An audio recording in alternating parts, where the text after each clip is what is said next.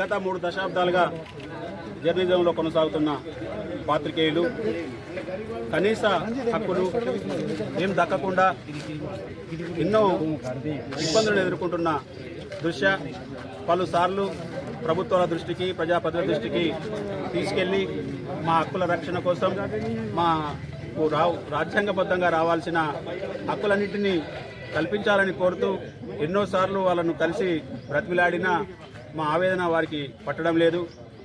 ఈ నేపథ్యంలో అర్హులైన జర్నలిస్టులందరికీ నివేశన స్థలాలు ఇవ్వాలని కోరుతూ ఒక కార్యక్రమాన్ని చేపట్టాలని నిర్ణయించుకున్నాం.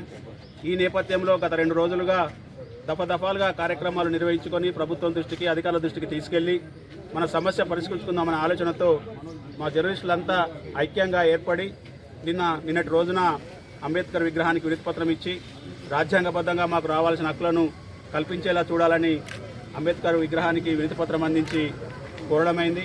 అలాగే 2వ రోజైన ఈరోజు ఇది ఇందిరమ్మ రాజ్యం, ఇది పేదల ప్రభుత్వం. ఈ ఇందిరమ్మ రాజ్యంలో అన్ని వర్గాల సంక్షేమమే ధ్యేయంగా మేము పథకాలను ప్రవేశపెడతాం, అందరికీ న్యాయం చేస్తామని చెప్పేసి ఈ కాంగ్రెస్ ప్రభుత్వం పేర్కొంటున్న నేపథ్యంలో మరి మేము సమాజ హితం కోసం పనిచేస్తున్న జర్నలిస్టులందరికీ రాజ్యాంగబద్ధంగా రావాల్సిన హక్కులన్నింటినీ కల్పించాలని, అది ఈ పాలకులకు మీ కనువిప్పు కలిగించాలని కోరుతూ ఈ ఇందిరమ్మ రాజ్యంలో ఇందిరమ్మ మీరే మాకు న్యాయం చేయాలని కోరుతూ ఈరోజు ఇందిరమ్మ విగ్రహానికి వినతిపత్రం ఇచ్చాం. అలాగే అర్హులైన జర్నలిస్టులందరికీ గత 30 సంవత్సరాలుగా ఇళ్ల స్థలాల కోసం మేము పోరాటం చేస్తున్నాం. మేము మా ఆకాంక్షను చాలామందికి చాలాసార్లు వెలుబుచ్చినా ఆకాంక్షలు నెరవేరడం లేదు. మీ ద్వారానైనా ప్రభుత్వానికి నివేదించి మా అర్హులైన జర్నలిస్టులందరికీ ఇళ్ల స్థలాలు ఇవ్వాలని కోరుతూ ఈరోజు అర్బన్ తహసీల్దార్ గారిని కలిసి వినతిపత్రం ఇచ్చాం.